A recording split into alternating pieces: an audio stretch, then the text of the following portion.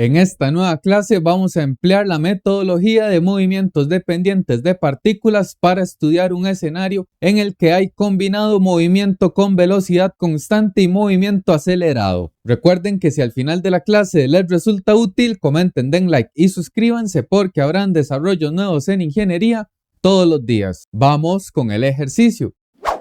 El problema 56 del capítulo 11 del Viran-Johnston nos dice que el bloque A empieza desde el reposo en t igual 0 y se mueve hacia abajo con una aceleración constante de 6 pulgadas por segundo al cuadrado, sabiendo que el bloque B se mueve hacia arriba con una velocidad constante de 3 pulgadas por segundo. Determine A el tiempo cuando la velocidad del bloque C es 0 y B la posición correspondiente del bloque C. Bien, voy a iniciar este ejercicio estableciendo la referencia con la cual voy a ubicar las posiciones de las diferentes partículas. Recordamos que esa referencia la puedo colocar acá en el techo sin problema o bien desde una partícula que esté en reposo. Acá me conviene hacerlo coincidente con la posición de estas dos poleas. Y entonces a partir de esa línea se van a establecer las dimensiones y positivas. Recuerden que pueden emplear cualquier letra. El ejemplo pasado lo hice con X. Este lo vamos a hacer con Y no afecta los resultados. Ahora bien, este estándar lo creé para poder sacar una serie de datos importantes.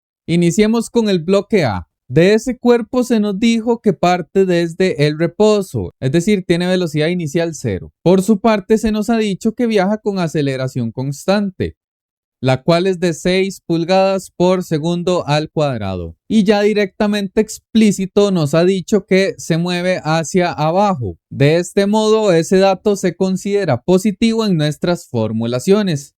Veamos ahora qué sucede para B. Se ha establecido que se mueve hacia arriba con velocidad constante de 3 pulgadas por segundo. Entonces, con respecto a nuestro sistema de referencia, si B se mueve hacia arriba, su velocidad la vamos a tomar como negativa. Y eso es debido a que va en dirección contraria al desplazamiento positivo. Por otra parte, ya que viaja con velocidad constante, su aceleración vale 0. Y entonces veamos de momento que el cuerpo A viaja en movimiento rectilíneo uniformemente acelerado, mientras que B viaja en un movimiento rectilíneo uniforme. Ahora tenemos que definir datos para C, que es de quien nos preguntan el tiempo para que la velocidad del bloque sea 0. Y de acá podemos intuir algo. Si se nos está solicitando un tiempo para un descenso de velocidad, ello indica que el bloque C va a ir en un movimiento acelerado. Y lo que esperamos es que la rapidez de C sea un valor diferente de 0, y el cual por ahora desconocemos. Asimismo, su aceleración es desconocida. De lo que sí tenemos certeza es que podemos emplear las ecuaciones del movimiento rectilíneo uniformemente acelerado, y ello nos permite establecer ese tiempo.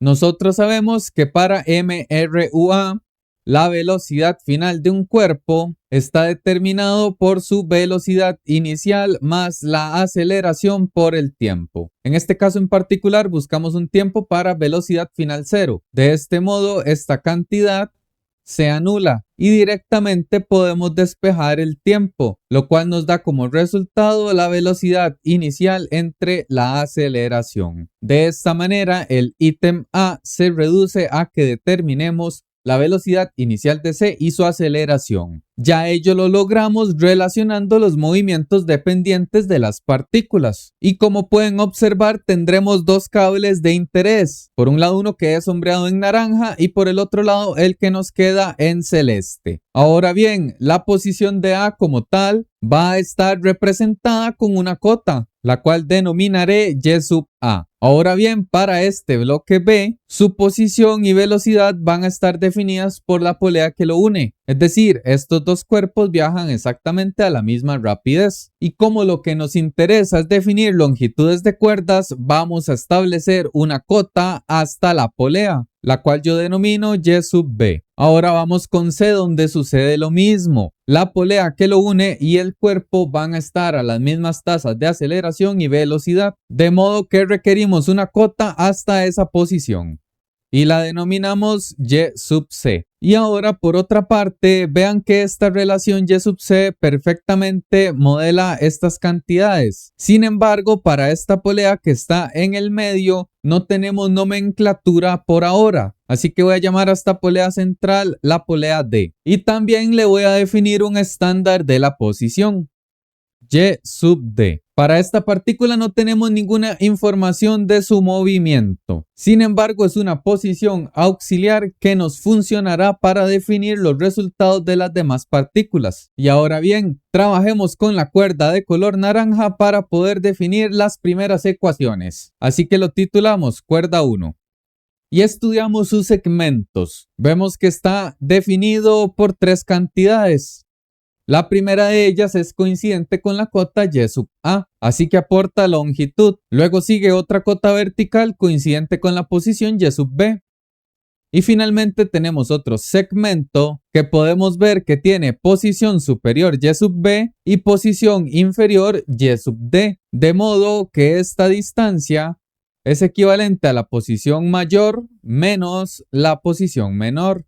Y todo ello es equivalente a la longitud 1, una longitud constante. Y ahora, antes de derivar, estudiemos cómo están los segmentos de la segunda cuerda. Esta sería la que está en celeste. Vemos que este primer trazo es coincidente con la cota YC. Y si prestamos atención, los dos segmentos que acompañan a esa polea tienen la misma longitud. Por lo tanto, en la ecuación de la cuerda consideramos 2 veces Y sub C. Lo mismo sucede con los segmentos a la izquierda que van a la polea D. Ambos tienen la misma longitud con respecto a la referencia. Así que lo sumamos 2 veces YD. Y ya esa cuerda no tiene más segmentos, así que igualamos a su longitud. Y voy a iniciar la diferenciación con esta cuerda 2. Entonces vamos a derivar con respecto al tiempo.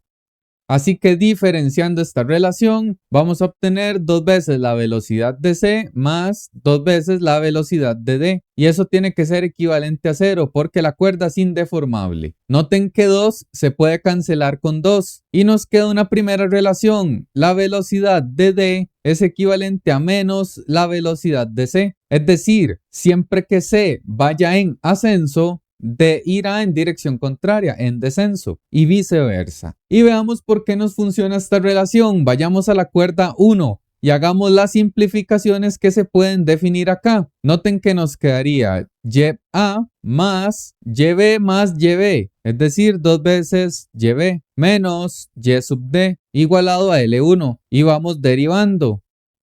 Obtendríamos la velocidad de A más 2 veces la de B menos la velocidad de D igualado a 0.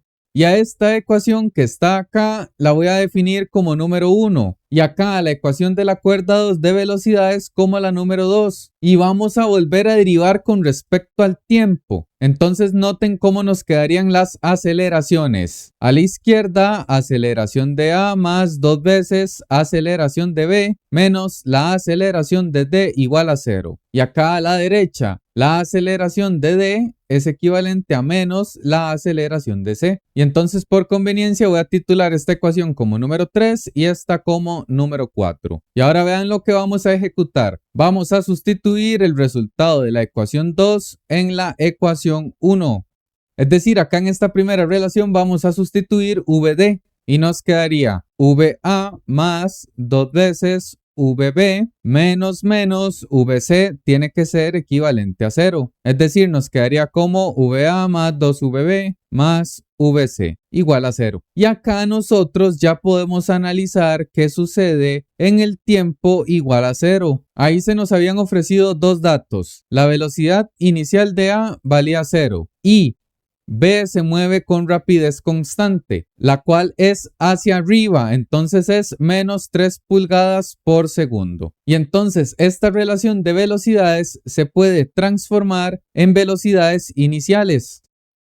Y ya directamente de ahí podemos cancelar la velocidad de A, ya que parte del reposo. Y con ello despejamos la primera incógnita de interés, que era la velocidad inicial de C. Nos queda como el negativo de la velocidad de B, la cual al ser constante puedo suprimir su nomenclatura de sub 0. Operamos para la velocidad inicial de C. Nos quedaría como menos 2 por menos 3. Es decir, nos da una velocidad inicial de C de 6 pulgadas por segundo. Y noten que el resultado nos dio positivo. Ello indica que se mueve en descenso. Ya tenemos el primer elemento para el tiempo. Nos falta la aceleración. Y ello lo vamos a lograr acá con las ecuaciones 3 y 4. Por su parte, vamos a sustituir la ecuación 4 en la ecuación 3.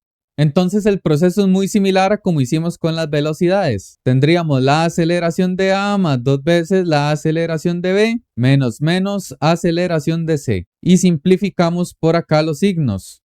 Propiamente de los datos del problema ya se nos ha dicho que B era una partícula que viaja en movimiento rectilíneo, es decir, sin aceleración. Por lo tanto, en esta relación de acá, la aceleración de B es equivalente a 0. Ello nos permite establecer que la aceleración de C es el negativo de la aceleración de A. Y dicho dato es conocido. Para la aceleración de A se nos había dicho del enunciado que era de 6 pulgadas por segundo al cuadrado. Y como iba en descenso era positivo. Así que como podemos ver la aceleración de C es negativa. Ello indica que tiene una dirección del vector hacia arriba. Y entonces con esta información ya podemos regresar a la ecuación de partida. El tiempo para que la velocidad de C sea 0 sería menos 6 pulgadas por segundo entre menos 6 pulgadas por segundo al cuadrado. Ello evidentemente nos da como resultado un tiempo de 1 segundo. Y así ya podemos avanzar con el ítem B. Acá nos interesa la posición de C cuando su velocidad se ha hecho 0, es decir, a 1 segundo de iniciado el movimiento. Sin embargo, nosotros no conocemos cuál era la posición de inicio de la partícula. Entonces, veamos que del movimiento rectilíneo uniformemente acelerado, nosotros sabemos que la posición final es equivalente a la posición inicial más la velocidad de inicio por el tiempo más 1/2 de la aceleración tiempo al cuadrado. Y entonces acá lo podemos hacer de dos formas. Podemos definir que ya que no conocemos esta posición, se puede estandarizar como 0. O bien la podemos enviar al otro lado al restar, con lo que obtendríamos el cambio de posición para C. De modo que si sustituimos los datos, tendríamos 6 de inicio, 1 de tiempo, 1/2 menos 6 de aceleración y tiempo de 1. Operamos y ello nos da como resultado 3 pulgadas. Positivo, lo que indica que ese cambio de posición fue en descenso. Ya si en el enunciado se estableciera una posición de inicio, perfectamente podríamos calcular la posición final. Sin embargo, mi recomendación en este problema es que lo dejemos expresado de esta manera, pues una posición absoluta como tal no podemos conocer. Sin embargo, sabemos que después de ese segundo va a caer 3 pulgadas. Y ahora bien, el aprendizaje más importante de esta clase corresponde a estandarizar nuestros datos entre información que sea de movimiento rectilíneo uniformemente acelerado e información de movimiento rectilíneo uniforme. Ello siempre respetando que las direcciones de desplazamiento hacia abajo serán positivas. Asimismo, las aceleraciones o velocidades. Después de ello, estudiamos cómo están distribuidos los segmentos de cada una de las cuerdas. Hacemos sus derivadas con respecto al tiempo y logramos obtener relaciones de velocidad y aceleración para el conjunto de partículas. Y con este análisis y desarrollo el ejercicio está finalizado. Comenten, den like y suscríbanse y nos vemos en la siguiente clase de movimientos dependientes de partículas. Gracias por su atención.